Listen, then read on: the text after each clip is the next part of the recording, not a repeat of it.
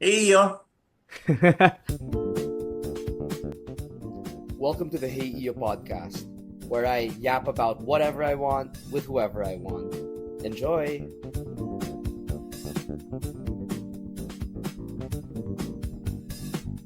Ayun, so hello everybody. Welcome to the Hey Eiyo podcast. My name is Iyo Aquino, and today we have a very special guest with us. So just to give you a bit of an introduction, he is one of the country's leading experts in international relations and strategic studies. He's a professor at the Department of Political Science at the University of the Philippines, Diliman, and the convener of the Strategic Studies program at the UP Center for Integrative and Development Studies. Wow. Professor Kraft holds a master's degree in strategic studies from the Australian National University. He has spent his career studying and writing about Southeast Asian security, ASEAN affairs, South China Sea, Philippine foreign policy, and the role of global powers in the region. He has given expert talks to the DFA, Department of Foreign Affairs, the Department of National Defense, the Foreign Service Institute, and all major branches of the Armed Forces of the Philippines, as well as institutions here and abroad. He's talked about, the protection of migrant rights, cooperation between ASEAN and the Republic of Korea, Korean Southern policy, various other topics in international relations. Through his research and teaching, Professor Kraft helps shape how the Philippines understands its place in today's rapidly changing global environment. We're really happy to have Professor Herman Kraft with us here at the Hey Eiyo podcast. Hello, Sir Herman Kraft. Thank you for joining the podcast today. I hope you're doing well, sir. Well, I am. Thank you. Yeah, and we've got a lot to talk about. I think we have so much to process. There's a lot of things going on.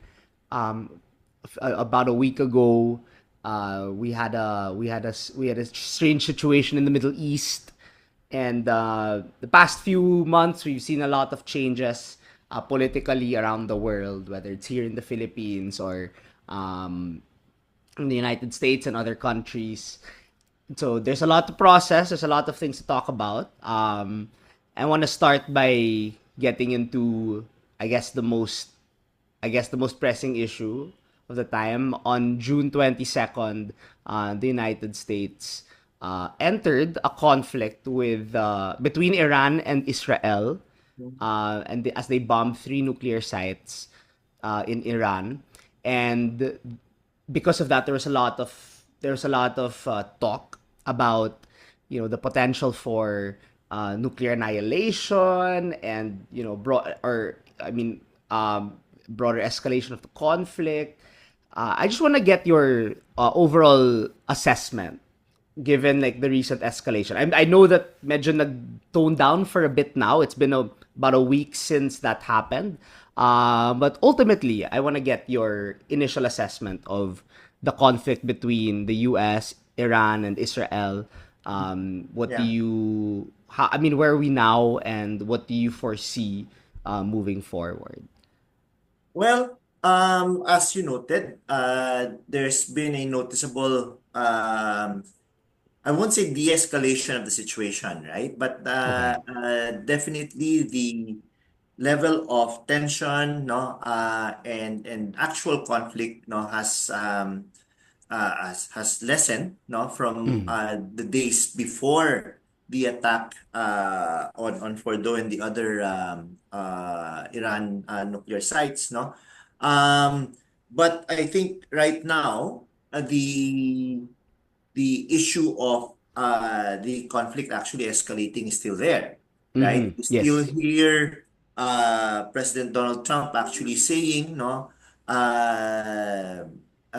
that if it comes to that, no, another attack can actually come, right, Mm-hmm. from the United States. In other words, it's a situation that I think he has not completely erased, no, as a possibility, no. Kumbaga hindi Um, pa siya set in stone. Hindi pa eh. Parang I think ang isang ano niya is that Iran must now negotiate. right? And, Yes. and Oo. negotiations here is all about really reducing, Mhm. excuse lang ha, really reducing the or at least getting a commitment from Iran that it is not going to proceed with its enrichment programs, no? Yes. So yun yung pinaka issue ngayon. In fact, a CNN analyst was noting that Donald Trump has actually moved his position as far as this issue of enrichment, no, Mhm. from a point where he was saying that enrichment for peaceful use of nuclear power, no, or nuclear energy is okay, Yes. Mhm. no. Mm. Israel has basically said no, no. It's absolutely good. It's an absolute position, no, for Israel that Iran should never have that kind of should never be allowed, no, that kind of leeway as far as enrichment capabilities are concerned, no. Um, Mhm. so kung if we're going to look at that, no, one of the things that has been noted is that um, President Trump has actually moved closer to the position of Israel, no, Israel. where the idea now is no, is Iran should not have any enrichment capabilities at all, no. So Mm. even to a level where enriched uranium or nuclear material for peaceful purposes is something that's now out of something that is being demanded, no, that is that Iran actually do away with, no. So the interesting thing here is that Iran has not made any commitments along those lines, but there have been noises to the effect that Iran seems to be prepared to now talk, right? Mm. Okay. But again, what's interesting is that in public, no, we're not hearing those noises, right? Oh. Iran is threatening to punish, no. Donald Trump is still threatening to go a second time around, no, Yes. with the bombings, no. And clearly, Israel is more than happy if the United States would continue to degrade, no, as they use the term, no, to Yes. degrade Iran's capacity to develop nuclear capability, no, whether for peaceful or for military purposes, no. Yes. So all of these things just show that that while tensions have actually been reduced, no, Mhm. or at least conflict, the level of conflict has actually been reduced, no, the degree to which there are tensions, no, and the Mhm. danger that these tensions can escalate is still there, right? Oo. And then let's not remove the let's not remove other factors in the picture, right? You Mhm. still have the issue of Gaza, no, Mhm. Yep. the case of the Palestinians, no, which of course has been catching the attention of the world, no. But more importantly, I think, no, it's a question of how um, countries that are actually friendly to the United States in the region, aside from Israel, no? Okay. We're talking about Arab states like Egypt, Saudi Arabia, no? How are they looking at this particular development as far as Iran is Interesting. concerned, Yes, yes, right? yes. One of the things that we know as far as Middle East geopolitics is concerned, no, is that Saudi Arabia and Iran have been at loggerheads. Yes. No? They've been They competing, hate each right? other. We've been competing for dominance, for influence, no? Yes. Like the Houthis, for instance, in Yemen, no, are actually being attacked by the Saudis, no, are being support on the other hand being supported by By Iran, Iran. Yep, right? yep. So you have that dynamic, no? Oo, And tama. you'd expect that countries that are actually aligned with Saudi Arabia on this, no, Mhm. would Yep. probably be welcoming the attacks, no, against Iran. Iran. Oo. However, no, on the other hand, I think there's also an aspect to all these developments, no, where they're concerned about the degree to which that kind of decision making on the part of the United States is purely Oo. unilateral, right? Mhm. to bomb Iran, no? And it seems to them at the behest of Israel, right? Oo, So yes. parang Oo. para sa kanila, I mean, kung isa ako dito sa mga bansa na ito, I'd be concerned. E paano kung Israel hindi matuwa sa akin? No? Mm, Can they yes. stick the United States on me? Now, of course, that's an exaggeration. But Oo. I think behind all of these developments, no, the Arab countries, no, the Arab governments must be concerned, right, Mhm. about the degree to which Israel can seem to the degree of influence that Israel seems to have over President Trump, no? Yes. Yep, yep. Personally speaking, right? Yung Oo. pinakaano doon. It's not so Yeah. much the United States but Donald Trump himself, right? Yes. Because Yep, yep. past administrations, no, outside of the presidencies, no, of Donald Trump, no, have always been have tended to be very careful, right, Mhm. about the relations with Israel, no, and Yes. how they actually deal with them. So kumbaga ang ano ng US in the past has always been okay.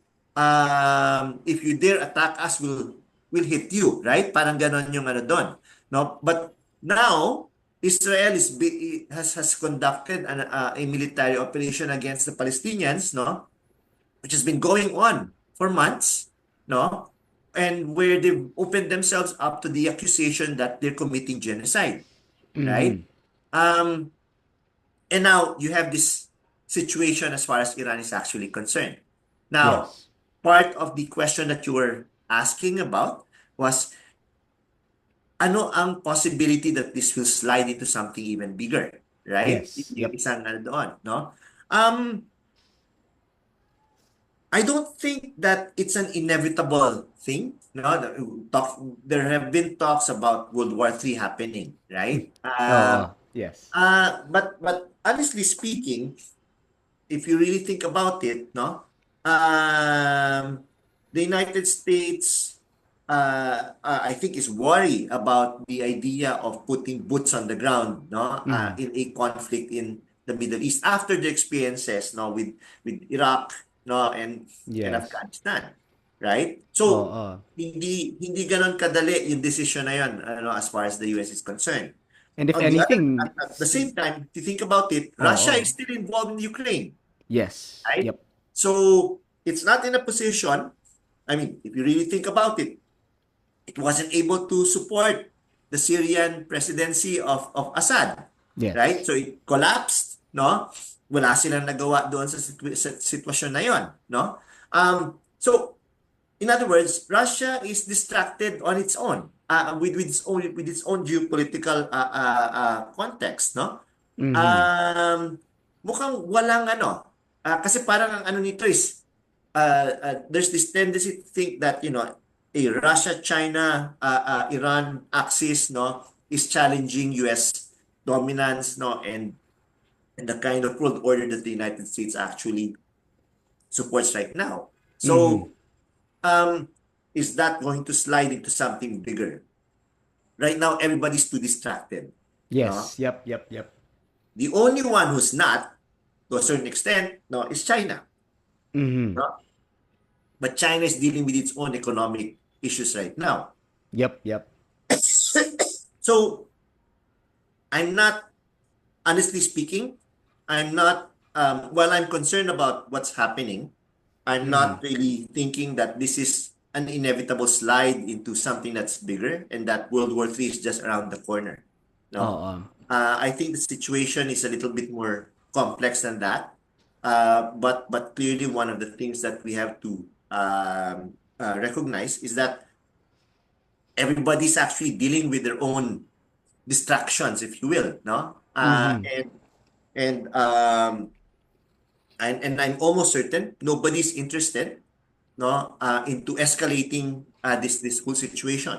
If Mhm. anything, the only country that I see who might be interested in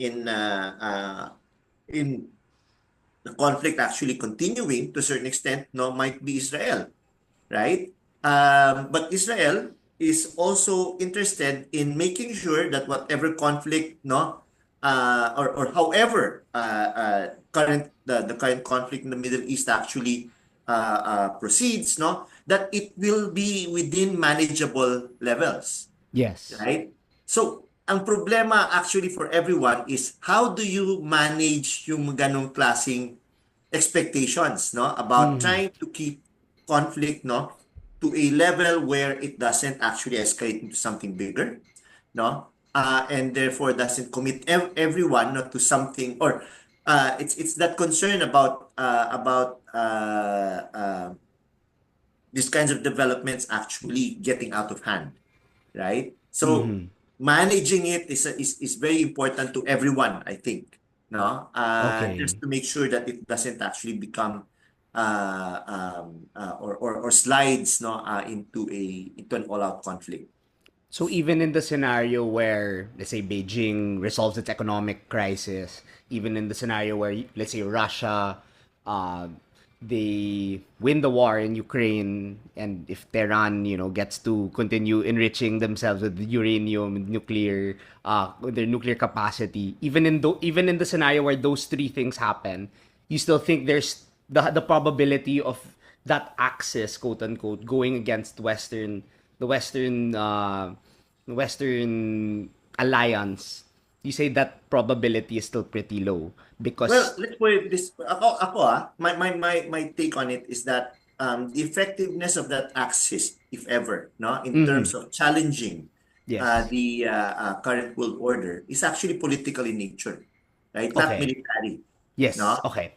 So the moment you start using military means, you're actually inviting the possibility that all of the things that you've invested, no, in terms of political, economic capacities, no, to challenge that current order, to advance your own interest, gets threatened, Mm-hmm. right?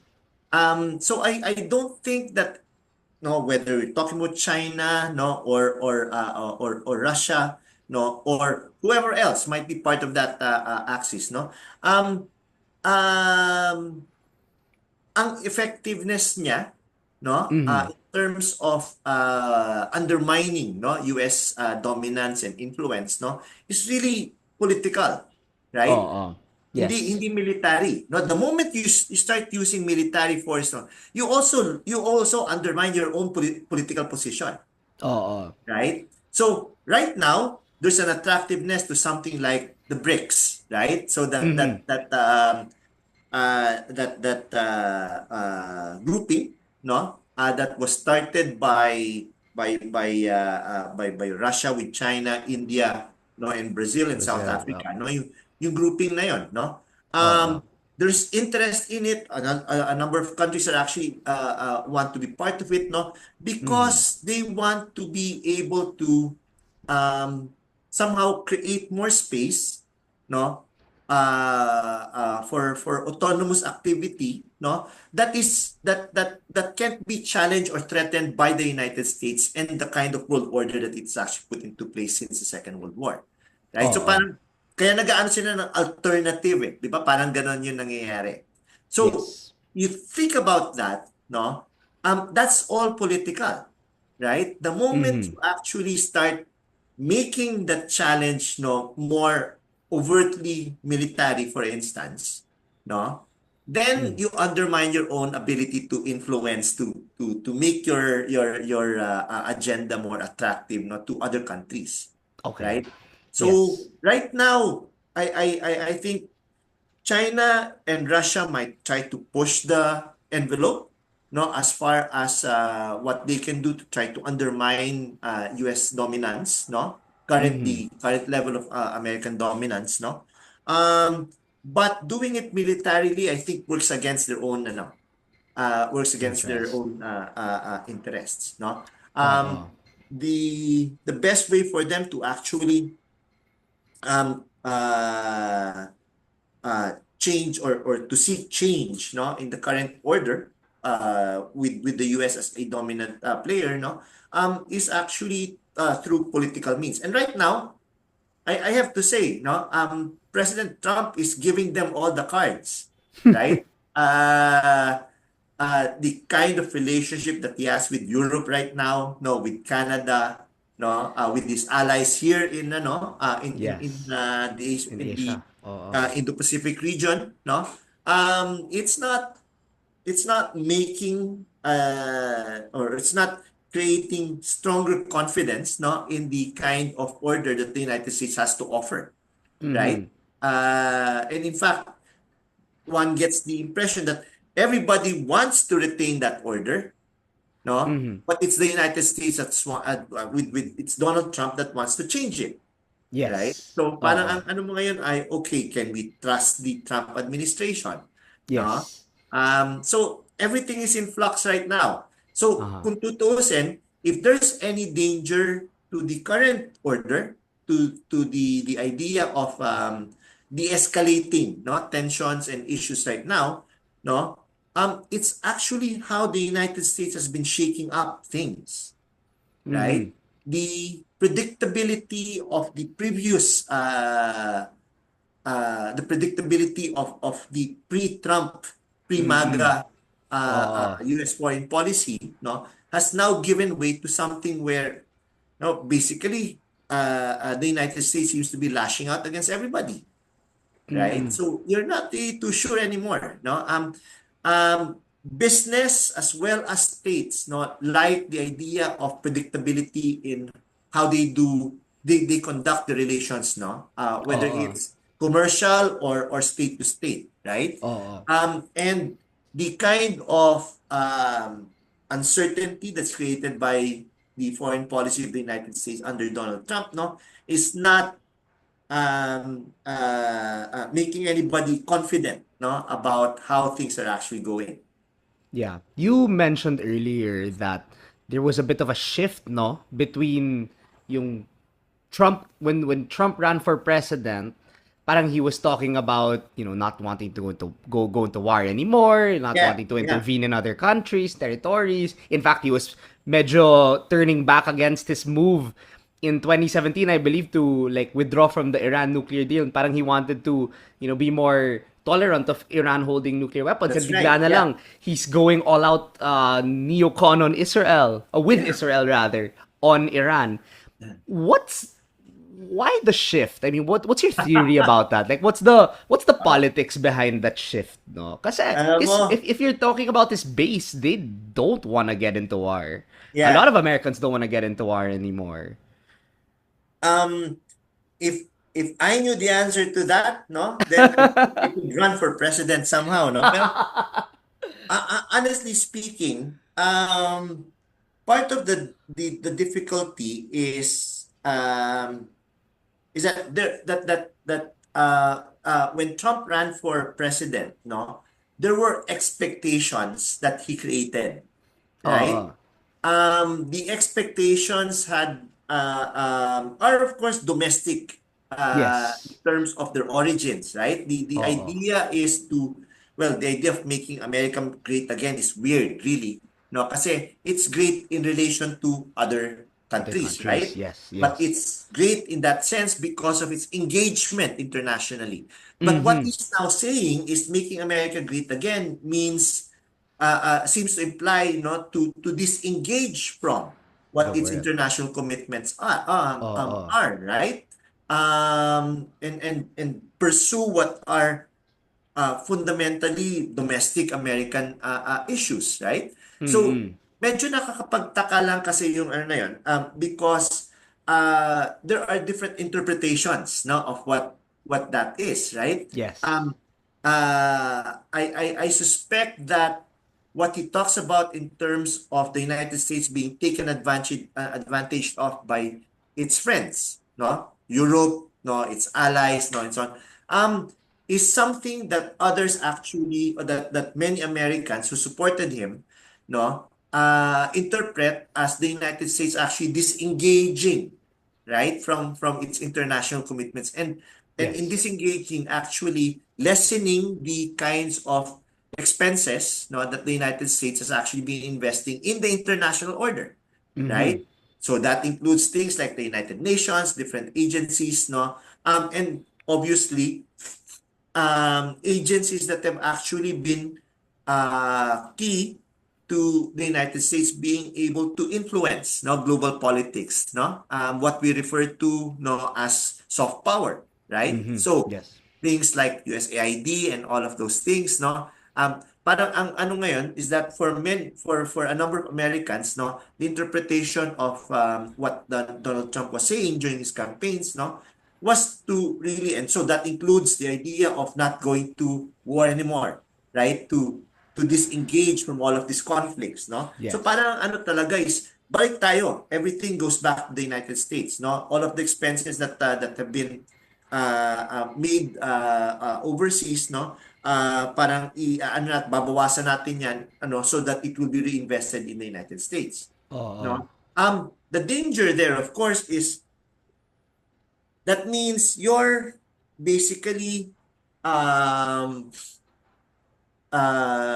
waiving all your claims not to global supremacy, to global leadership, pero Siguro hindi pa Trump realized hindi that and gano'n yung he ano saw. hindi gano'n Oo. yung sinasab yung nagiging ano parang ang Yeah. impression mo is that when the United States speaks, the expectation is that everybody jumps and say and does what it wants to do, Oo. what it wants you to do, right? But that's not how it works. If you disengage, then other countries will actually have to Disconnect. take up the slack, right? Oo, yeah. So Makaka-vacuum yun. yun yung isang problema ngayon, no? It's really more of how do you understand what Donald Trump was actually saying, right? Do you want the United States to be to remain the dominant power in the world, no? Because that means that you have to take on certain responsibilities, right? No? I mean, sorry, Yes. no, but the Spider-Man about great Oo. power having great responsibility, is Oo. real, is true when it comes to international relations. I think Trump only wants the great power part. Yun nga eh. Oo Kasi nga eh. I'm seeing kasi a few weeks ago nag military parade siya on his birthday and all that. So it's I think he likes the power part. He wants the US to still look like a powerful country amidst others. But when it comes to the responsibility, siguro that's where he's like stepping back and all. Oo, I think you're right on that one, no? Pero nga, the problem there is that you're going to need somebody who has a good read on the psychology of Donald Trump, no, to be able to make that kind of or to be able to verify those kinds of conclusions, right? Kasi Mm-mm.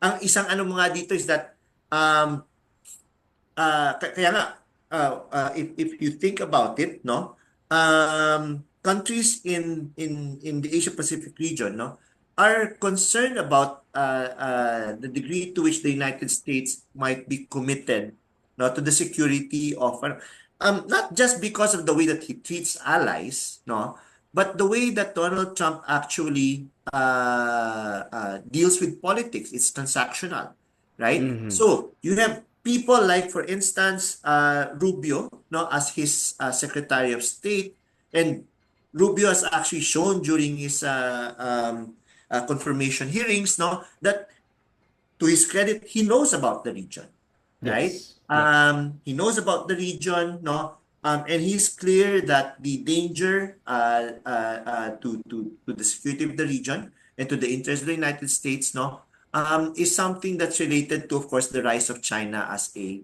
great power. Mm. So andoon yung isang ano na yan, Oo. so which means Okay. that US interests, lie geopolitically, lies in being able to actually make sure that China doesn't um, advance its position, as a dominant power in the region to the detriment of American interests, right? So Yes. klaro yung anong yon. The problem is that you might have people like Rubio, you might have people in the State Department or even the Defense Department, who are China hawks, if you Yes. look at things in that context, but Donald Trump, ang hirap sabihin that Donald Trump is himself a China hawk, right? Mm-hmm. Simply because, no, he likes doing deals. And this is how he makes deals, right? He Yes. starts them off by threatening, no, by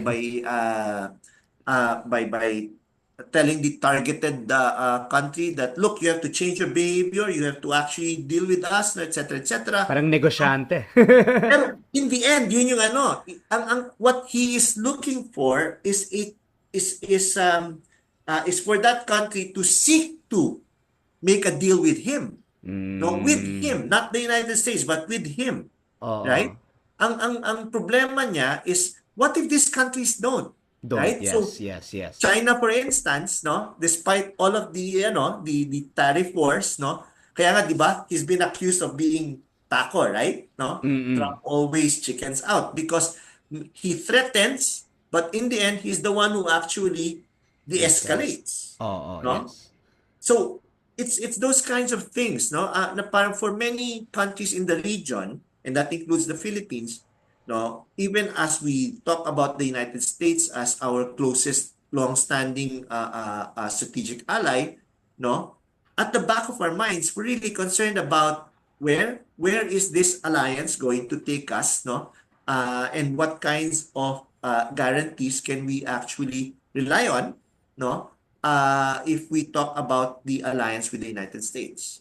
Mm. But it's an interesting style of Donald Trump though in terms of how he deals with other countries. Yung tipong I mean and honestly I kind of see the logic. You Yeah. leverage on the strength of the United States and how it's positioned above the rest of the world, and you use that to make threats, and then eventually get sort of quote unquote get what you want sometimes, no, parang wouldn't you notice that that's medyo different from how yung traditional diplomacy works? Well, how do you describe yung mga style ng previous presidents, or yung mga more traditional Washington insiders, in terms of how Yeah. they deal with other countries?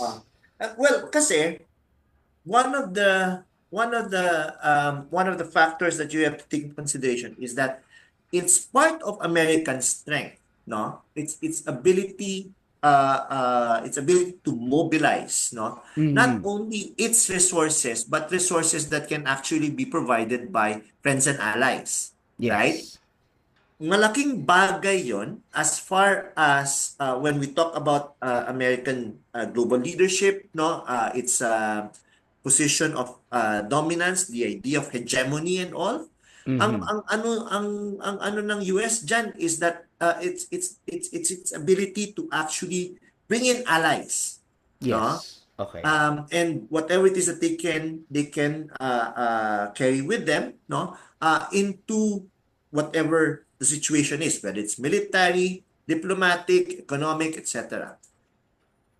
Donald Trump has basically abandoned that, no? Mm-hmm. American Yes. strength in terms of its alliances, no? Donald Trump has basically turned that on its head, no? Oo. By looking at allies, no, not as countries, no, whose loyalty, whose friendship, no, you can actually rely on to back you up, no, but Mm-hmm. rather, no, suspiciously as countries who are actually taking advantage of the United States, right? Mm-hmm. And so the United States is no longer great because of all of these countries that have been cheating the US, right? Oo. Saying that they're friends, but actually doing things that are harmful, right? Parang Yes. parang ganon yung naging rhetoric niya, ganon yung naging and um that parang ang isang ano dito is that that's a change, right? Previous administrations have always emphasized friends, allies, no? As a strength of US diplomacy, of US capacity uh, um, to influence global affairs, right? Um, the interesting thing is that on the strength of those statements, right, of those kinds of claims, Donald Trump has won the elections, which Okay. means that we're not just talking about Trump, right? And a merry band of MAGA politicians. No, we're talking about the United States, that there is a significant part of the US, no, of Mm-hmm. the US population, no, that believes in this, right? Yes. Or have actually bought into the kind of implications, no, that Donald Trump has actually voiced out, no, through his through the way that he actually deals with US allies, right? So parang ang ano mo ngayon doon is that um, you can't rely on allies now, no, because you basically push them away. Okay, so who do you Who do call you go to? when you have a problem, right? Or when Yes. you have the kinds of issues, you don't consult with them, right? So you bomb for though, no, who was the country that knew about it? Maybe Israel, right? Mm-hmm. No, but the European allies, no, the closest allies of the United States since the Second World War, no, didn't know anything about it, Mm-hmm. Yeah. right? So Medyo parang ang nag-distance ano na. mo ngayon dito is that, so who is going to believe in the United States now? Kaya nga sinasabi na ngayon, even if it's not somebody from the MAGA side, no, who becomes president after Donald Trump's administration, no, the question there is things are not just going to go back to where they were pre-Trump, Yes. right? Because there's now that embedded idea that we just don't trust not just Donald Trump, we don't trust the United States anymore, right? Yes. You can't Oo. trust Americans, no, to make the kinds of decisions, no, that would actually be beneficial to the rest of the world, right? Mm-mm. Unfortunately, the United States has reached a point of dominance, no, where its political system, okay, and the consequences of that political system has implications for everybody. So, Yes. hindi tayo bumoboto sa US, pero kung ano man yung resulta ng US elections, may epekto sa atin. Yes. Yep, yep. And I think that's very consequential for all these other countries kasi at the end of the day yung mga decisions ni Trump they affect so many parts of the world because of how much the US has built influence in the world in the past few decades. Yeah. And then medyo nadadamay din yung credibility not just of the administration but also of the people because they chose this government. They chose that Yeah. government, diba? So Right. it kind of reflects that okay, you chose people outsiders can be like, "Oh, you chose that government and that government is, being aggressive towards us. They're not as trustworthy." Therefore, pati mga Americans, yung perception ng world now is baka you're not as trustworthy anymore. Yeah. Oh. 'Di ba? And that's just one example. We've been talking about President Trump. We've been talking about how U.S. hegemony might be challenged because of this, this uh, a lot of instability in like U.S. foreign policy. And I think that's just one example, or that's just one example of a threat to what we call the rules-based international order.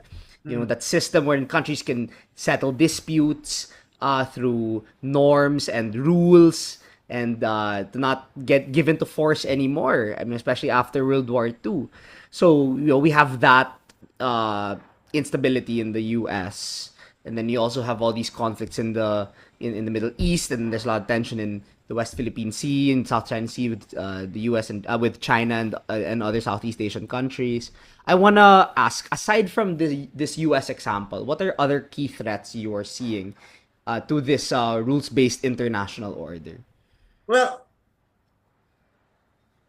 um, the issue with the United States is of course a domestic one as far as they're concerned, right? This is Mm-mm. all about domestic politics in the US.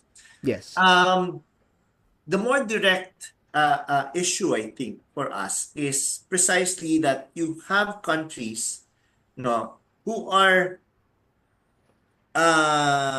feel that they're constrained, no, their ambitions are actually constrained, no, by that rules-based order, right? Okay. So parang unless just like what Donald Trump is doing now, no, na kung saan, look, the United States is powerful, no, is actually very strong, and therefore it should be capable of wielding that strength, right? Dati kasi parang may restraint eh. May restraint Mm-mm. kasi nga yung idea that as the global leader, no, somehow the US has responsibilities. Now, hindi. Ang ano ngayon ng US is that we have interests. No? Yes. We Yep, yep, pursue yep. those interests regardless of how it might actually hit others. Now, similarly, you have countries around the world, no, who feel that they have, whether sabihin natin their interests are regional in nature or global in nature, no? The fact is they feel that the current rules-based order, no, constrains them, right? Yes. So the kinds of norms that are seen as being part of that existing order, no, an order that was put into place by the post Second World War international system, no. Ang ano mo ngayon is that they might not be too happy with those constraints, right? Mm-hmm. So they'll do whatever they can to undermine, not to break it up completely, because remember, the fact that they are strong powers right now means that that actually developed, no, within the context of the existing international order. So may aspects lang ng current rules-based order that I think some countries, no, like Russia, like China, no, would like to change, no, changes that they feel would allow them scope to be able to exercise, no, what they believe to be their interest without having to invite, no, American responses, no, or a backlash, no, from anybody else, right? Mm-mm. So Yes. ang ano natin ngayon is these countries are interested in changing certain aspects of that rules-based order, of the existing order. Change in international relations is never a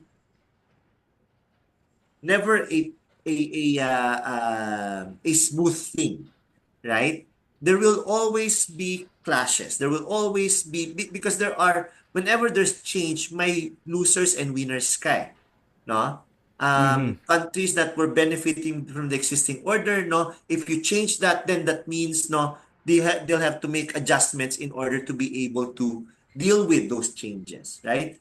On the Yes. other hand, countries who were disadvantaged by the existing order, no, would welcome any change, but at the same time, ang problema natin with change is that we don't really know where it might bring us, right? So even if you feel that any change is good, you still have to be able to deal with what the consequences of change are, right? So ang Yes. ano mo ngayon dito is that there are certain countries, no, that believe that change is good for them, and they Okay. believe that they can manage that change, right? Oo. Yun yung pinakaano doon, no? Um, in the United States, they're still managing with it. They're still trying to manage it, no? Yes. But they don't exactly know what they want. On one hand, Mm. they want to actually reduce commitments, right? Yes. But at the same time, there's also the sense that, look, we need to be able to continue shaping that international order, no, so that we remain dominant, right? You Yes. can't Yep, allow yep. others to challenge our position of dominance. So you can't have your cake and eat it too, right? Yes. So if you're talking about what are the dangers to ano, it's not just the dangers, kasi parang ano natin kanina was, are we looking at a potential slide, no, into a global conflict, no? And like I said, I don't think the Middle East situation right now will inevitably bring us to that point, no? But um, outside of that, you do have this situation where countries are maneuvering, and that includes the United States, right? Are maneuvering to change existing relations, existing orders, no? And the moment you do that, ang problema kasi is can you manage this change in a Uh-huh. way where you're not going to uh, uh, um, in a manner where you're not going to see the international order explode, right, into Mm-mm. something that leads to all-out conflict. Kasi nga, no, change is inevitable, but it's not, that doesn't mean that it's always something that you have to welcome, right? Yun yung Mm-hmm. isang ano doon. No? And right now, it's this attempt to change the kind of order that we have that might be the biggest danger, no? That the international system is actually facing. It's not necessarily the case that we want to remain as we were before, Mm-hmm. no? But at the same time, if there's going to be change, is change going to be something that is uh, uh, um, that's inevitably going to lead to uh, uh, uh, countries seeking to be dominant, right? Mm-hmm. And the kinds of power distribution, no, that great power politics actually invites into into the situation, no. So change, if it involves no great power politics, is not going to be something that might be messy, no? Mm-hmm. But if it is change where we're actually seeing no institutions change, no, or change the way that they deal with the um, interstate relations, no, that might be something that's manageable, right? Mm-hmm. Mean to say, hindi automatically mag-slide tayo into conflict. But like I said, right now, the kind of change that we have is actually being driven by the ambitions of great powers. Yes.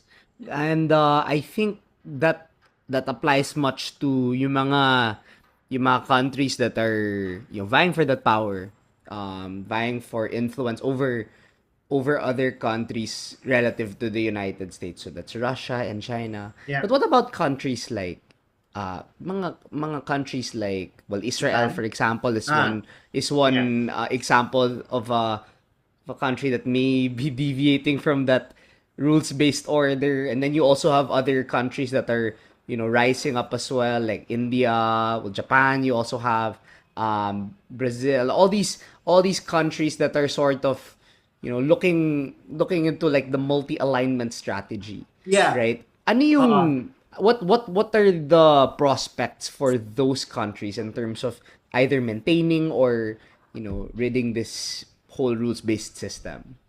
um, I think one of the things that we're actually seeing, no, is that there is a general sense that the the kind of international order that we have right now, which is dominated by the US, and then seeing no challengers no to that dominance, no. Mm-hmm. And ako ang key point dito is yung resolution within the United States as to what Americans really, or how Americans really see no the United States playing a role in the international system. Importante 'yon eh. Pero ang ano nito is that we might find ourselves actually moving into what you were talking about, no?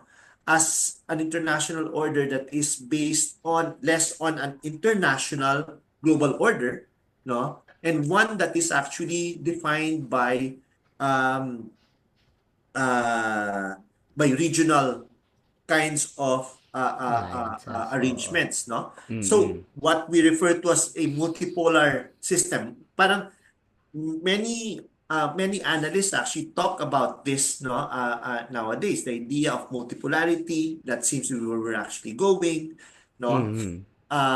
But multipolarity doesn't mean that there are several competing blocks, no, but rather Mm-hmm. that there are coexisting blocks which might have different kinds of relationships, Oo. right, Some within economic, them. some military, etc. Oh, etc. Oo. or if you think about it, ang Europe might be dominated by EU, no? Mm-mm. In which case it's cooperative, multilateral yung ano niya, or it might be dominated by Russia, for instance, in which case, no, it means that you have a dominant power, no, that dictates, no, what the rules Mm. are, no? Yes. Or it might be a Europe where these two blocks are competing for dominance, right? No? Oo.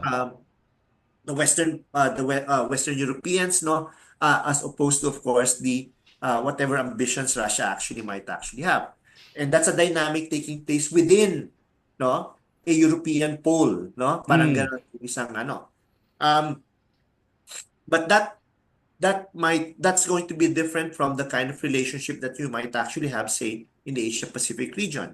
No, Okay. na tulad ng sinabi mo, if you're talking about the Indo-Pacific, no, India's there, China's there, no, and then you have other countries like Japan, Australia. How does that actually work out, no, in terms of the dynamics that they might have? Within that context, what is the role of ASEAN? No, if you Mm-hmm. think about it, no. Yes. So the interesting thing is you might have these kinds of dynamics, no, based on geographic regions, but how are they going to interact with one another, right? And Mm. therefore, what kind of international order are we going to see? Um, Yes. what is the United Nations? What is the future of something like the United Nations going to be? That kind of situation, no? Mm-hmm. And is the United States going to be happy with just dominating, no, the Americas, for instance? No? Mm. Yun yung isang Okay. ano doon. Or will it still insist on having these kinds of influence, no, in various parts of the world? So Oo.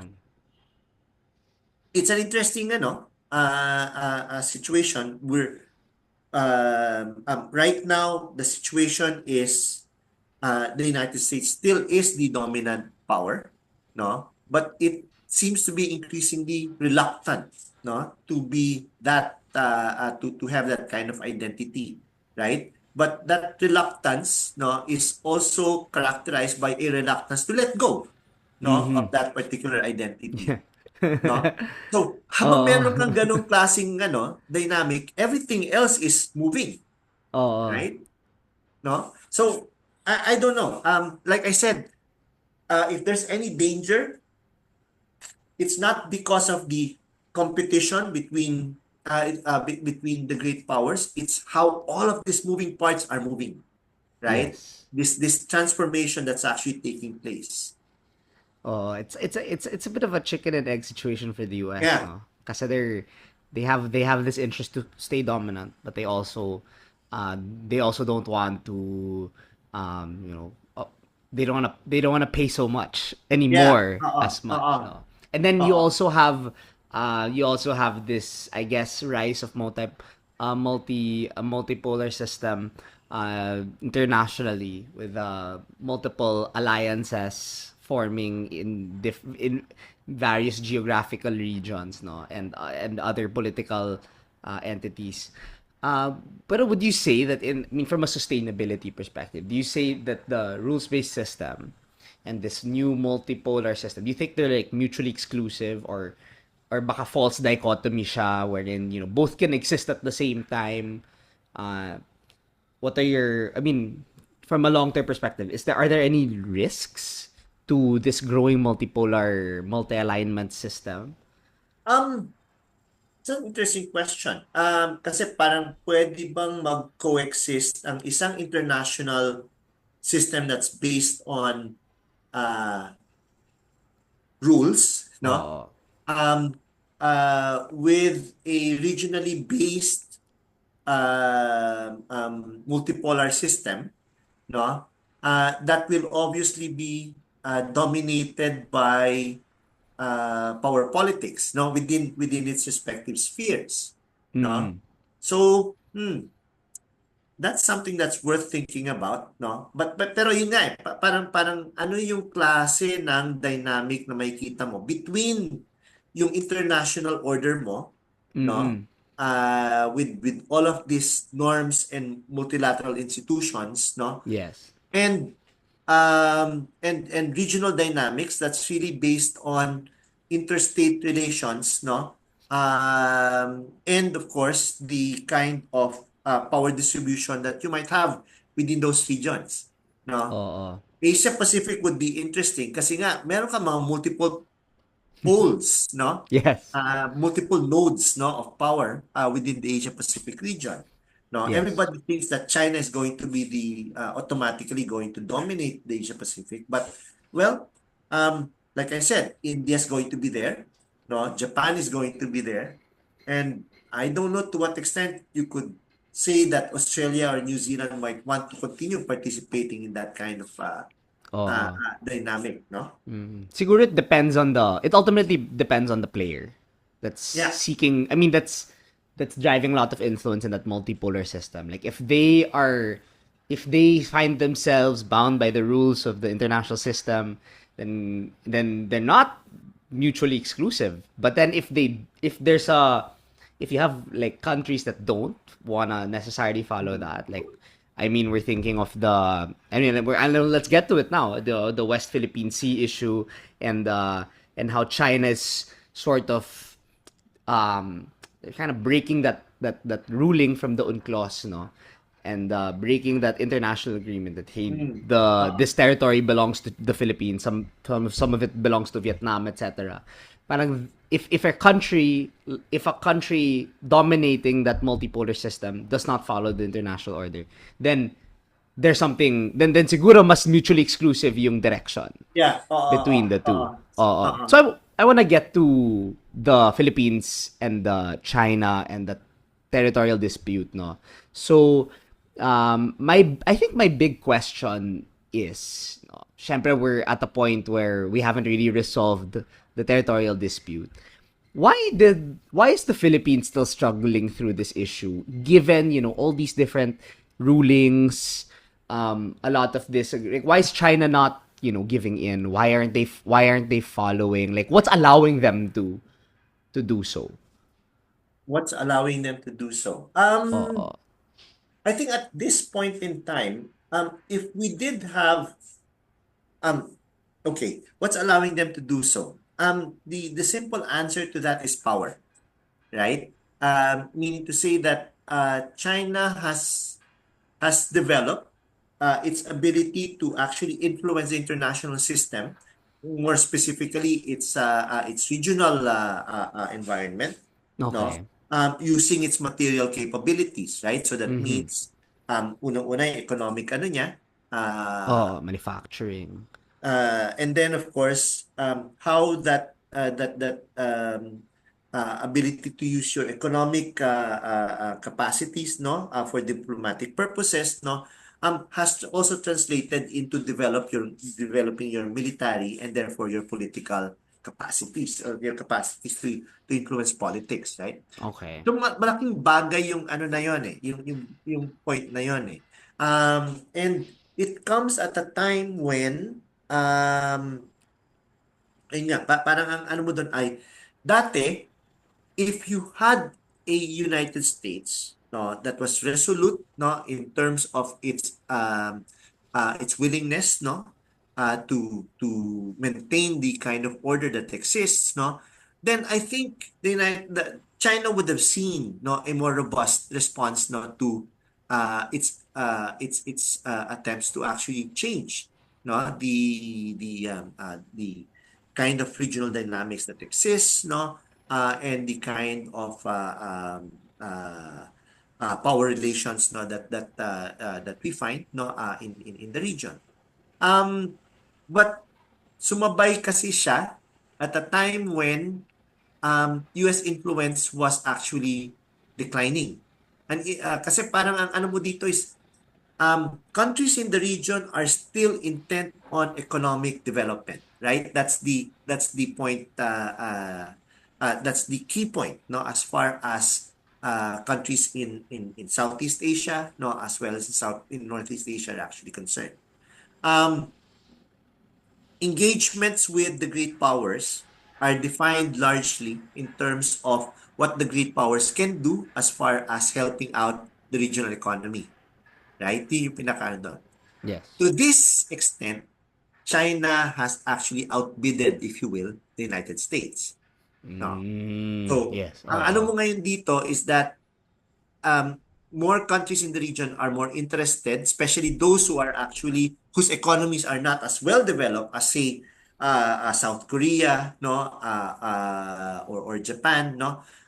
So parang interested sila with what China has to offer in Okay. terms of investments, no, technology, no, and capital, right? Oo. So these are the things that they hope not that the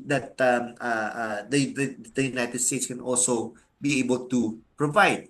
But remember what has happened, no, especially in very recent times, now within the last 10 years, is that there has been a lessening of appetite, no, on the part of Americans, no, for seeing American power, no, expressed through economic doleouts, no, assistance, no, to countries in the region. And that includes things like, for instance, Yes, yeah, I so do. it's not just assistance, no, but you're looking at things like, for instance, trade, right? There has been a lessened interest at the policy level, no, in the United States actually becoming signatories to multilateral arrangements, no, open trade arrangements, no, or free trade agreements, right? Mm-hmm.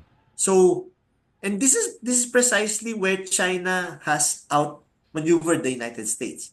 China is open for business in a way that the United States is actually Closing showing, itself especially off. with Yes. Donald Trump as president, no, that Yeah. it is willing to do business, but you have to do business their way, right? Mm-mm. So China, on the other hand, no, of course, doesn't make that kind of statement, although in the end, that's what happens, Oo. right? So No, parang pero yung rhetoric ni Trump, which is to sort of, you know, outbid China domestically, is not translating sa that's right. international Oo. community, because at the end of the day, 'di ba, yung trade policy ng US now is, very protectionist. So they want to Very protect their protectionist, own yes. industries. They want to That's right. increase manufacturing in their country, but they don't I mean, none of us expect the US to become a manufacturing superpower again, no, to compete with Exactly. China given China's scale. So parang, Oo. if anything, it's really, I mean, yung galawan ng US is really just for them. It's not to compete with China. It's not to compete with China in the Southeast Asian region, and frankly, it's not to deter yung Chinese hegemony. Yeah. It's really Oo. just for their domestic manufacturing industry. It's Yun for ang the I think specific base ng I working think class. for most Doon. Americans, that's how, again, we go back to making America great again. That's how most Americans understand the idea of US. MAGA, Oh, right? yes, It's true. not about the United States not remaining a dominant player internationally, no, but Yes. rather, no, seeing the United States actually grow economically, no, Yes. in Yep, terms yep, of yep. what their image of Mm-mm. an economically advanced and developed US means, no? So Oo. parang ang ano mo ngayon doon is that it's about them, no? And so there is no inconsistency, no, with the idea of being protectionist, no, on issues of trade, for instance, no, and at the same time trying to actually be more economically involved, no, with the partners in the region. Kaya lang parang Mm-mm. ayun nga, ang problema nun ay yung sense ba na kailangan hindi hindi palabas ang pera, 'di ba? Parang gano'n. So it's not investments in ano. And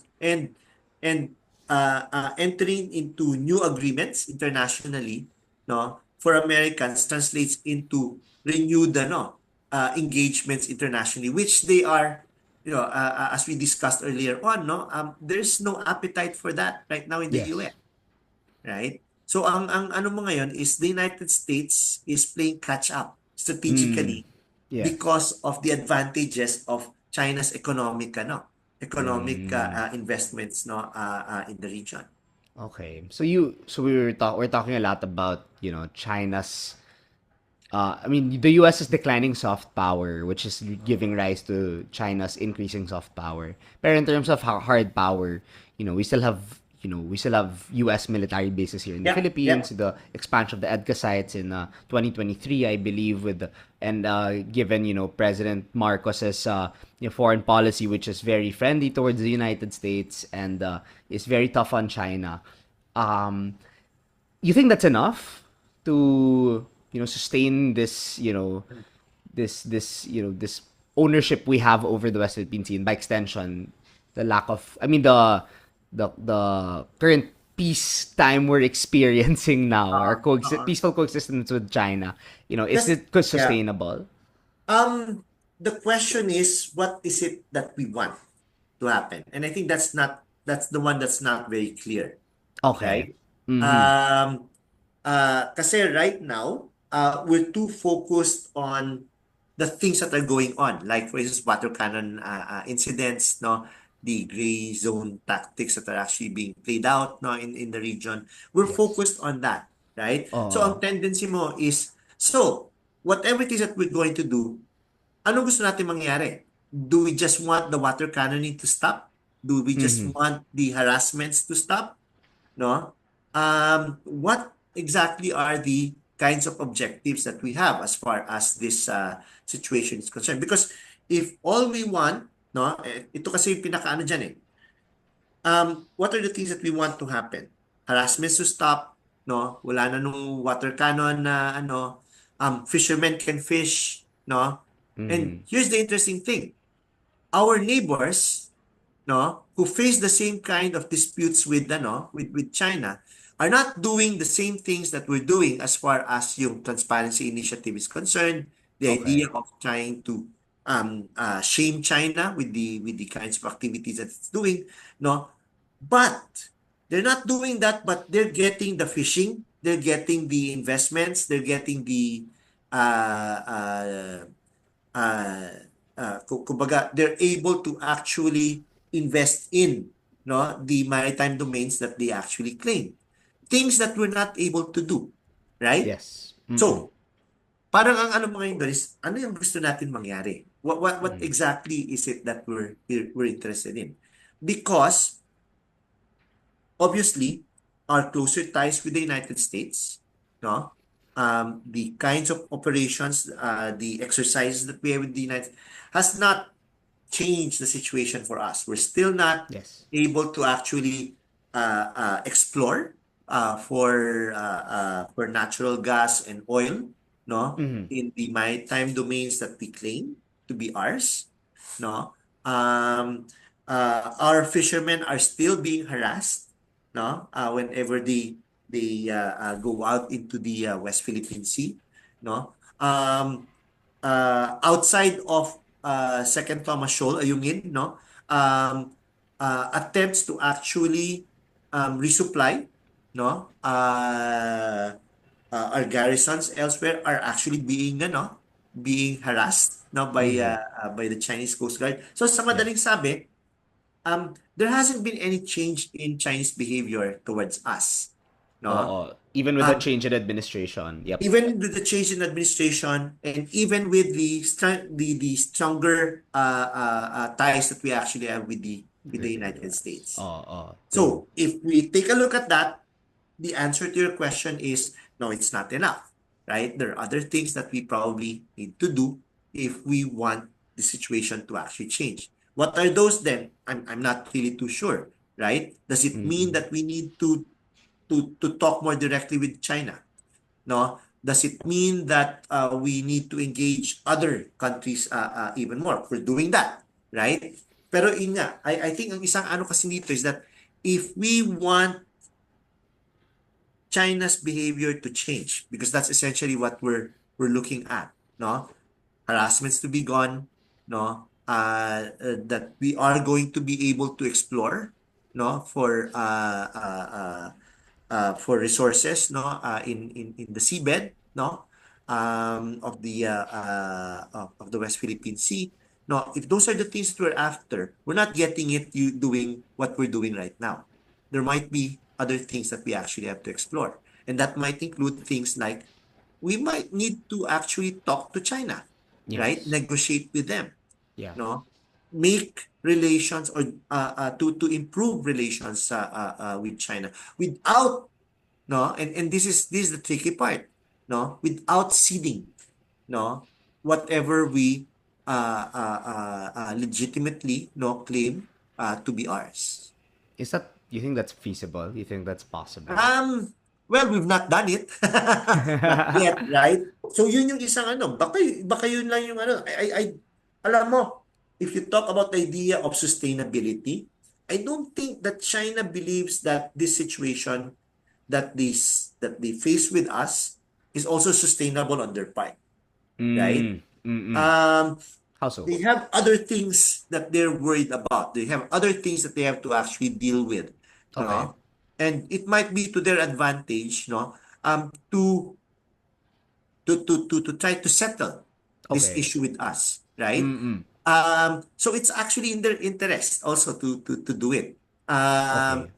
so without both sides, no, conceding territorial, ano, usap tayo, Yeah. right? No? Okay. The idea is, can we just make sure that relations are normal, that activities are normal, that neither side, no, is has its hackles up, no, whenever it actually tries to patrol, no, in these disputed waters, right? Yun lang naman yung ano doon eh. Kasi ang problema natin ngayon ay when our Coast Guard goes out there, when our fishermen go out there, they're always concerned about what it is Getting that the attacked. Chinese Coast Guard will do, the Mm-hmm. Chinese maritime militia might actually do.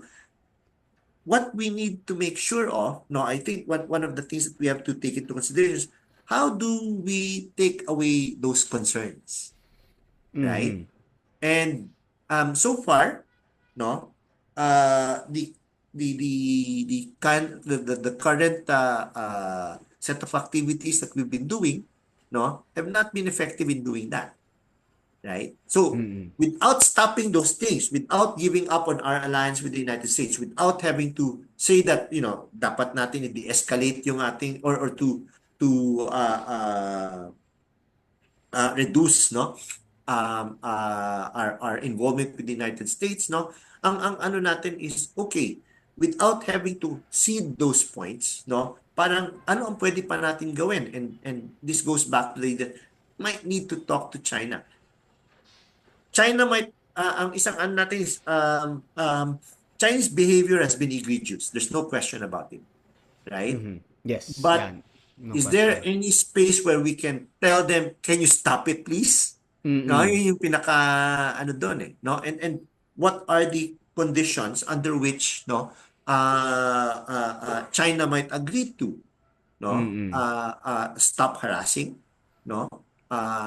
And do pero yun nga, ang ano natin is we just have to make sure, no, that we're not ceding anything as well, right? But Yes. to your question, is it feasible? Sa akin, let's try. Why not? You know, that's a very unpopular opinion that you don't hear much, no? Yeah. Yung the idea that we should talk to China. I mean, when you say kasi talk to China, it seems Parang like sumusuko ka na parang kagad, di sumusuko ba? ka na, Oo, oo. you're going pro China bigla. Yeah. No, I mean it makes sense because I mean at the end of the day, international relations, it's a very nuanced topic. You're not just siding with one over another. It's not that binary. It's not that simple kasi kasi international relations is essentially, managing your relationships, being Yeah. strategic with your relationships. Because at the end of the day, we all are working towards coexisting peacefully with each other. Diba? That doesn't entail, choosing one side or the over the other Yep. because that kind of thinking breeds, this yung pagiging warmonger Oh, over, over promoting peace. So that makes sense. I think, talking without ceding makes sense. But if there are some things you would want to, I guess, some things that you think would be beneficial to both the Philippines and China in let's say those hypothetical talks. Let's say the Philippines talks to China. What would those things be? Like would that be would it be, more liberal trade policy, stuff that will some stuff that the Philippines and China will benefit from. Like China will say yes to it because it'll help them economically, and the Philippines will say will be happy with it because that means less coast guards dun sa West Philippine Sea. Would that Ah, what would those discussions look like basically? well, um, ah, kasi parang it's the idea of normalization. Ang ano lang naman talaga nito is that let's not let's not make the West Philippine Sea a space where uh, uh, where tense relations exist, right? So parang ang ano kasi natin is that if you think about it, prior to 2010, right? When China began to create an exclusive claim, no, to the South China Sea, and that also refers to other claimants, right? Prior to that, everybody was more of live and let live, right? We knew the Vietnamese had their claims. We knew Vietnamese fishermen were coming into our waters, no? And so both sides, no, maybe more on our side, no, both sides would actually just do their what they do in terms of law enforcement, no, and all of those kinds of things, right? Yeah, arrest fishermen, no, but you release them a little bit later, no. Pero ang ano talaga dito is that we did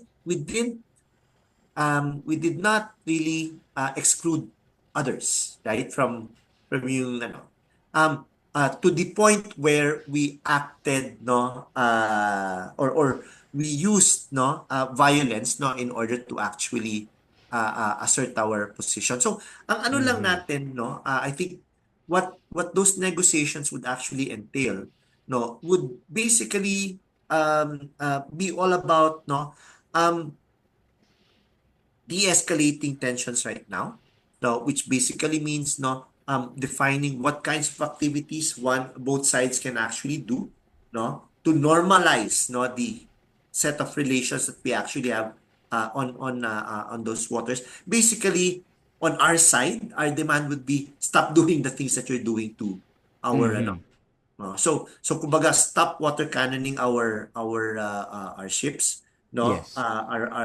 and stop harassing our fishermen, no. We should be allowed to um uh To set that boundary. set those boundaries, and that includes actually being able to explore, no, resources, no, in the seabed, no, without having to answer to China, no. Yun yung Mm-hmm. isang ano doon. Now of course the difficulty there precisely is that China refuses to recognize whatever our entitlements are, right? Mm-hmm. Yun yung pinaka-problema doon, no? Those entitlements are legitimate, no, because they're legal based on what UNCLOS actually states, no? But that's an aspect of UNCLOS that China refuses to actually concede, no? Kasi para sa kanila, territorial waters namin yan, amin yan. No, yun yung pinakaan doon. No? And so parang ang ano natin dito talaga is how do you convince China, no, to actually abide by what UNCLOS actually does, right? Because Mm-hmm. that's the only way that you can actually say na parang that's the rules-based order, right? Yes. I want to get your thoughts on where I guess ASEAN is in all of this. Um is or I guess not just ASEAN but like mga alternatives like kasi I'm thinking I mean I get that in principle it's easy to say yes the Philippines deserves to to assert itself against when talking to China Yeah. directly. But at the same time, you kind of can expect that the China might be might have a lot of leverage in that conversation because they're a bigger power and so on and so forth. You know, like what's the Philippines to them in terms of I mean, in terms of economic benefit. But if you put other countries together to talk to China in that conversation, you think that will help? I mean, does that look like a discussion amongst ASEAN and China, or is that, can that just be, the Philippines and Vietnam, yung mga may claims? I don't know if Thailand has a claim also. No, it doesn't. Pero ang ano kasi nun is that if you think about it, China has always listened. In the past, it always listened when China spoke with one voice, Okay. right? And the way that China has handled that is that over time, they've made their influence over individual countries in the region so dominant economically, no, Okay. that they're in a position to basically pressure, no, some of these countries, no, to take its side, no, in an issue which might involve one ASEAN member state, no, and China.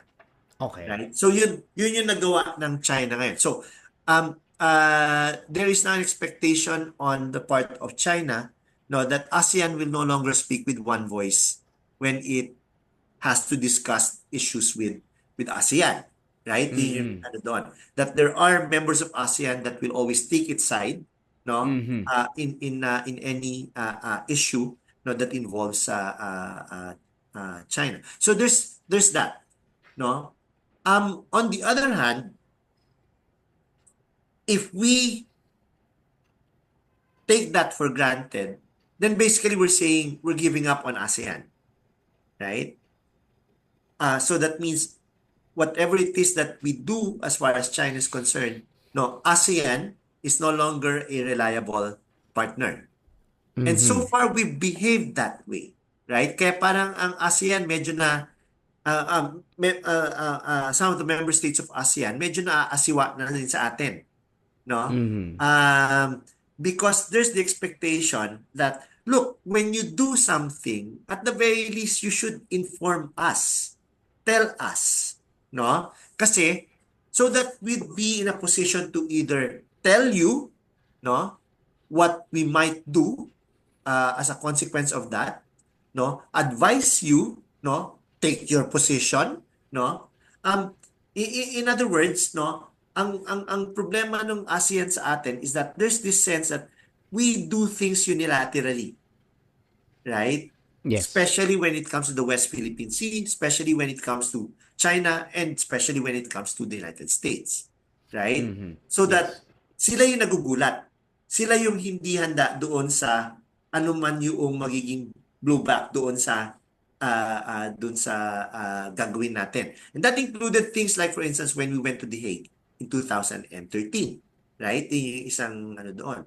I'm not saying that that was the wrong thing to do, but informing ASEAN, explaining what we were trying to do, no, might have actually gained us some support, no, amongst our ASEAN partners. We decided not to because we thought that if we talk to them, aabot sa China yon. Parang ganun yung magiging ano nun. No. And Okay. until now, we still have that kind of attitude, no, towards ASEAN when it comes to the issue of the West Philippine Sea, right? Mm-mm. So ang problema ng ASEAN sa atin ay, no, hindi namin naiintindihan kung ano gusto mangyari ng Pilipinas, right? Okay. So para sa akin, no, let's not take ASEAN in precisely because I also believe in the idea na some of our ASEAN partners are too close to China, no? Mm-hmm. Um, Yes. but at the same time, no, we shouldn't dismiss ASEAN out of hand, Okay. right? Andun pa rin yung ano na we should still actually try to make our case with them, Okay. right? So parang ang ano kasi dito is our Department of Foreign Affairs here in the Philippines, no, explains to the embassies, no, what our positions are. Yes. Okay? But I think it would also help if our embassies, also did made more effort, no, to try to explain to reinforce what the Home Office is trying to do, right? And Oo. make our case, no, in the capitals, no, of our partners. Now, there may be some countries na parang wala na, closed door na yan kasi masyado na silang Close to China. on the Oo. side of China. Mhm. But that doesn't mean that we close our doors to ASEAN. Right? Yun yung isang ano ko. No? So, one of the questions that you were posing is, would it be a good idea to talk to Vietnam, to Indonesia, to some foreign ano? Ako ang para sa akin, why not? Right? No? Parang whenever we do something, explain it to them, right? Try to get them to actually understand our side, no? Mhm. Right now, there's this rumor going around that we're actually interested in again laying out another case against China, right? Oo. Parang alam mo, behind the ano, we might just we it might not be a bad idea to just send some signals, no, to some of these countries that ito yung ano namin, no? Team plano. Oo. We'd like your thoughts on what would happen if we actually did this, right? Kasi right now, ang tingin nila sa atin is, ang pinapakinggan lang natin, US, Mm-mm. right? And so, the other thing that's related to that is this. When we bring the US in, no, what we're asking for is security guarantees, Yes. right? Which might be interpreted by our neighbors, no, as actually um, feeding the competition between China and the United States.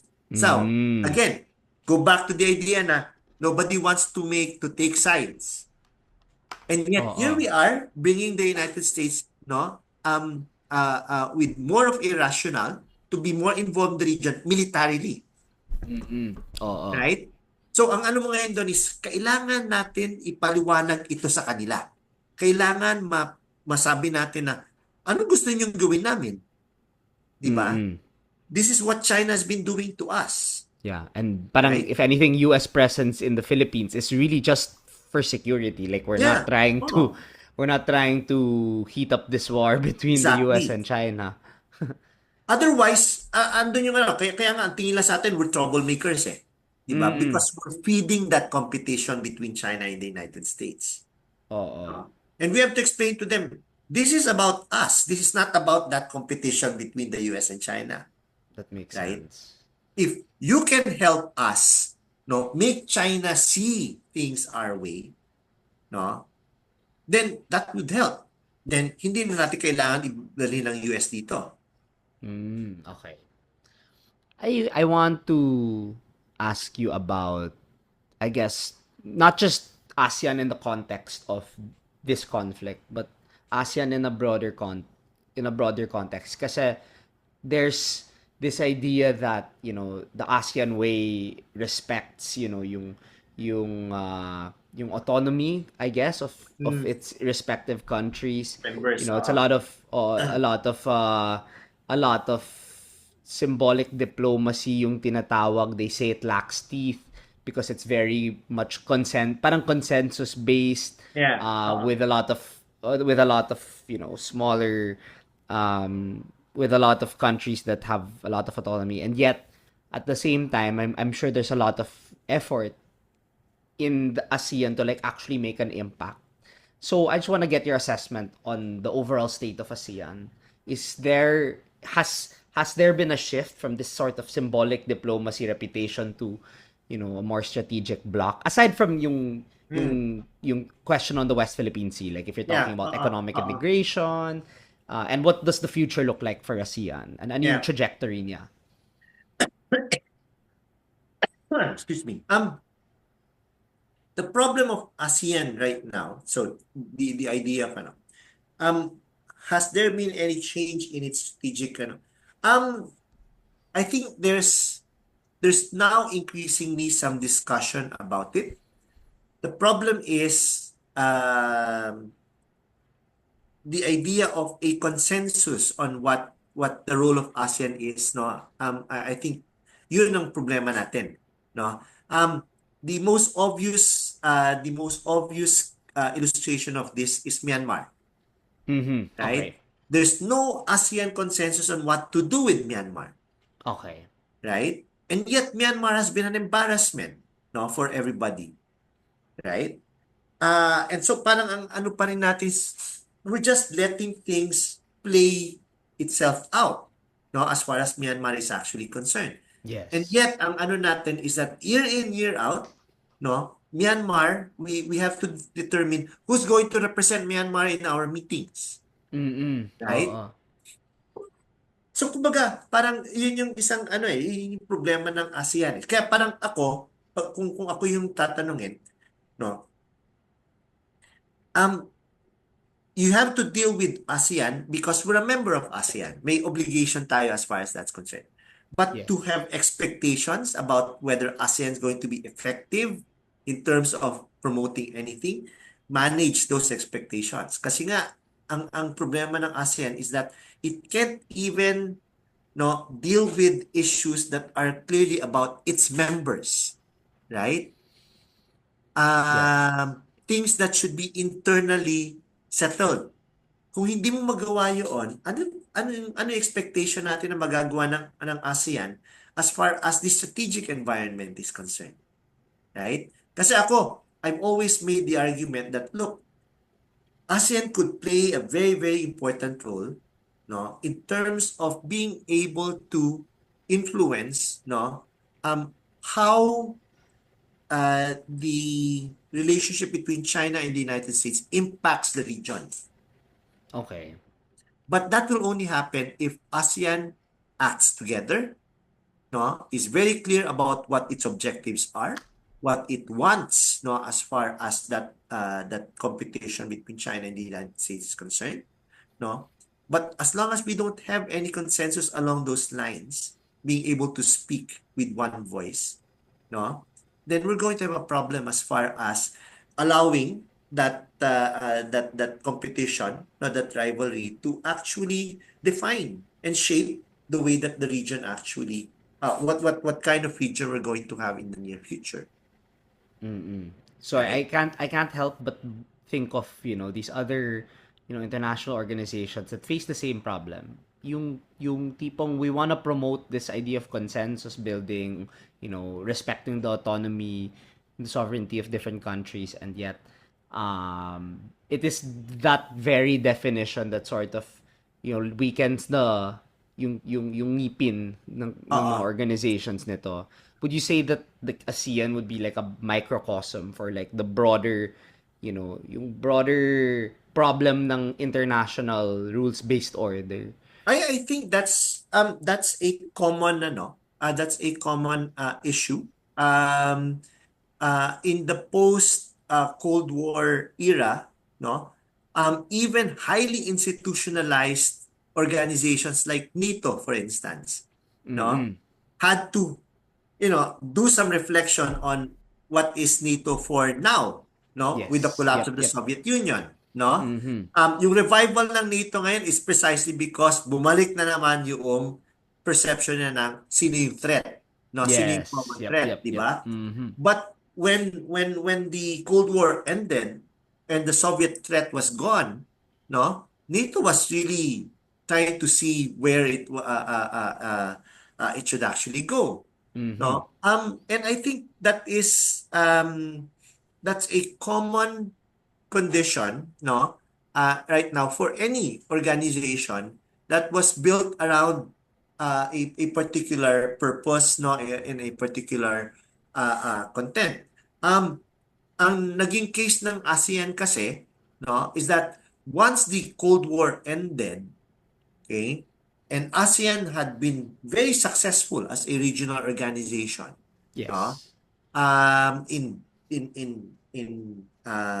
not only in making sure that peaceful relations between its members are actually maintained, no, but also in being able to bring other partners, no, into that Yes. into to how ASEAN actually did regional politics, right? So parang yung success na yon, no, made ASEAN um, something that its friends and allies, no, saw as having a capacity to provide leadership, no, within the region. Yes. So yun yung nakita natin, no, from the late 1990s, no, to the early 2000s, no. Kaya lang after that, okay, when ASEAN was placed in a situation na kung saan it had to make hard decisions, Mm-hmm. right? The idea of consensus, the idea of having to recognize sovereignty, no, and the national interest of its members, no, actually got in the way, no, of Okay. ASEAN being effective, no, as a regional, as a regional association, no, in being able to actually shape its strategic environment. Napangunahan ngayon siya noong competition ng US at saka ng China ngayon. The rise of China, the response of the United States, no, became the dominant relationship, no, that defined how, no, we now talk about the Indo-Pacific, not just the Asia-Pacific, right? No? So parang ang ano mo ngayon is ASEAN, no, has fallen short, no, of its potential, no, in terms of being able to shape regional dynamics, no. Maybe it wasn't. Some critics would actually say it was never built that way, really, no. But it could have reoriented itself to try to deal with those kinds of issues. If the purpose of trying to make sure that the region, no, remains peaceful, remains insulated from great power politics and its more egregious effects, no. If that was the purpose, no, then ASEAN should have been more uh, um, should have been stronger, no, as far as its responses, no, to the effects of the competition between China and the United States is concerned. By letting things play out, no, then that meant that ASEAN basically ceded the ground, no, to that competition. Uh, I guess I mean, this is a very good conversation we're having. And I guess to sort of, draw some, draw towards some conclusions to where we're getting at. Parang what I'm seeing now is um, there are a lot of norms, a lot of institutions that are being threatened. There's a lot of changes politically in different countries. We talked a lot about President Trump's uh, term and how he's been dealing with foreign policy, more aggressive towards US allies, and so many other norms that are being broken down. Tapos you also have problems with, different alliances not having enough teeth, that sort of bring rise to that sort of yeah bring rise to like these various conflicts, no. So there's a lot of, I guess, pessimism doon sa where things are heading. But I want to ask you, so we talked about a lot of these norms and institutions sort of breaking down. Which ones are still salvageable? Given, I mean, you have the United States that's currently that has currently gone through like a shift in terms of, Yeah. foreign policy and its administration, and then you have all these other institutions and norms that are crumbling down. But what are still salvageable? Ano yung makakakontrol pa ng international community? Hmm. Um,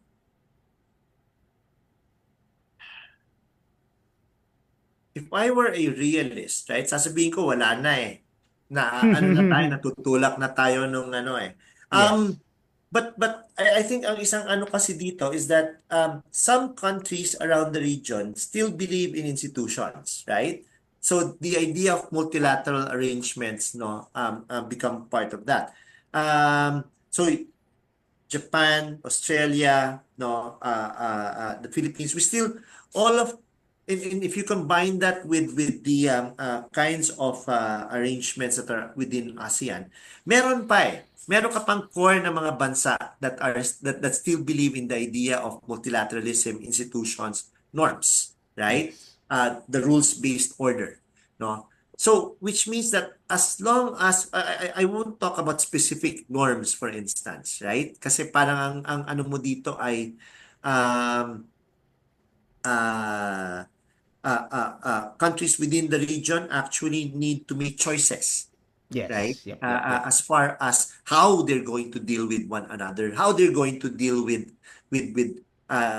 not China or the United States, no, but with the relationship between China and the United States, no. So ako para sa akin, what we should try to retain, try to work with, and try to build on, no, are the institutions that exist now, right? Mm-hmm. Use Yes. them, no, as a way by which countries can actually work together, no, cooperate with one another, build on build on the kinds of issues, no, that um, uh, these agreements, no, are all about. So you can talk about climate change, you can talk about HA, humanitarian assistance and disaster relief, no. But you can also talk about the idea of trying to strengthen, no, uh, currently moribund institutions, no, that are really intended um, for purposes of not just confidence building, but conflict resolution, no, and actually preventive diplomacy, right? Mm-hmm. Ito yung Yes. mga kailangan na ano, we want to make sure that whatever tensions there are now, they're not going to actually slide us into conflict, right? Okay. So preventive diplomacy is going to be important, no? And the kinds of institutions that ASEAN actually has in place that are all about, right, strengthening this kinds of approaches, no, is something that we actually need to think about, no. So parang meron kang mga ano meron kang mga systems in place but they're not being utilized, Mm, right? yeah. And so I think that's one thing that ASEAN actually has to rediscover its ability to use those kinds of mechanisms, not to make its presence felt, no, especially when we're talking about the competition, the effects of the rivalry between the US and China. Think about it. We are going to be the chair of ASEAN next year, Mm-hmm. Yes. right? So one of the things that we might need to see is how do we make uh, um, reactivate, no, some of these mechanisms that ASEAN has already put into place, no, and make them more effective, no, Oo. as mechanisms, no, for making sure that things don't get any worse than they are right now. Mm-mm. Very, very non-realist though yung yung pananaw nun kasi seems like there's a lot of, I guess, like idealism doon sa Yeah. to seeing all these countries cooperate with each other to, I guess, to be more, I guess, preventive with, crisis and their approaches to crisis and other humanitarian concerns, no. um you're a very experienced guy. You've done a lot of research on various international relations issues, and particularly lalo na dito sa ASEAN, with the Philippines and its relationship to China and the United States. I guess my last question for you is, what what are some pieces of advice you'd give to young Filipino policymakers in terms of navigating through this complex, and ever so evolving international environment? Um, Yeah. Ako para sa akin kasi, um, there's a tendency for us to think in terms of path dependencies eh. Pumunta na tayo dito kaya yan yung direction natin. And right now, no, parang ang ano natin is we're caught into this rhetoric about choosing sides, no? Mm-hmm. Yep, As yep, far yep. as the West Philippine Sea is Oo, concerned. talking about that No? earlier. Oo. Ako, I'm not the most imaginative guy, no? Pero parang ang isang ano kasi dito is that we need to think about number one, what are the kinds of objectives that we'd like to set for ourselves, no? Mm-hmm. Strategically, tactically, operationally, no? Mm-hmm. And then to pattern whatever it is that we're doing, no, towards the achievement of those particular objectives, right? Okay. Ang pinaka problema kasi natin is laging ano tayo eh, may tendency tayo to look at things no too broadly, too without being able to specify the outcomes that we want, right? Mm-hmm. So young policymakers should actually get used to, no, the idea of asking themselves, no, what is it that what's the outcome that we want to achieve, right? Before you start thinking about, no, so how do we get there, Oo. right? Ang nangyayari kasi na we're driven by ano eh, by processes eh, right? So para ano natin ay we find ourselves with this problem with China. So the only way we can actually respond to that no is to have the United States actually come in no and help us confront China.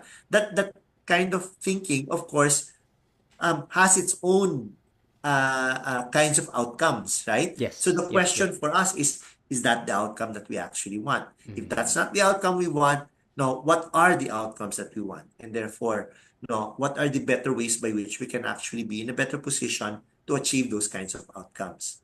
No, so parang ang ano natin talaga is we need to be more systematic about no how we think about our foreign policy, our international and our the conduct of our international relations. Yeah, and I think that starts by identifying first and foremost, ano ba yung gusto Yeah. ng bansa? What is the Oo. ultimate goal? Oo. And the approach should be working back from that, seeing what logically makes the most sense. Yeah. Oo. Thank you so much, Sir Herman Kraft, for joining the podcast. I know this was a very long, very extensive conversation we had, and sana uminom ka na ng tubig because I know you're Oo nga. coughing. It's okay.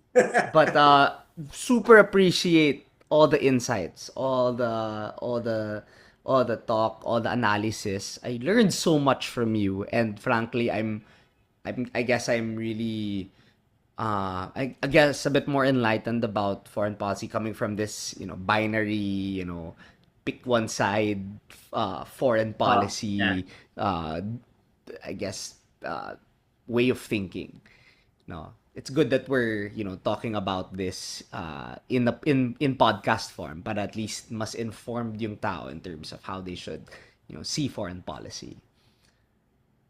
Well, I'm grateful for the opportunity, the conversation, no? And thank you for having me here. Thank you so much, sir. Hey there, thanks for listening to the Hey Eiyo podcast. If you enjoyed, don't forget to follow us on Spotify, Apple Podcasts, or your other favorite podcast apps. And follow me, Iyo Aquino, EIYOAQUYNO on TikTok.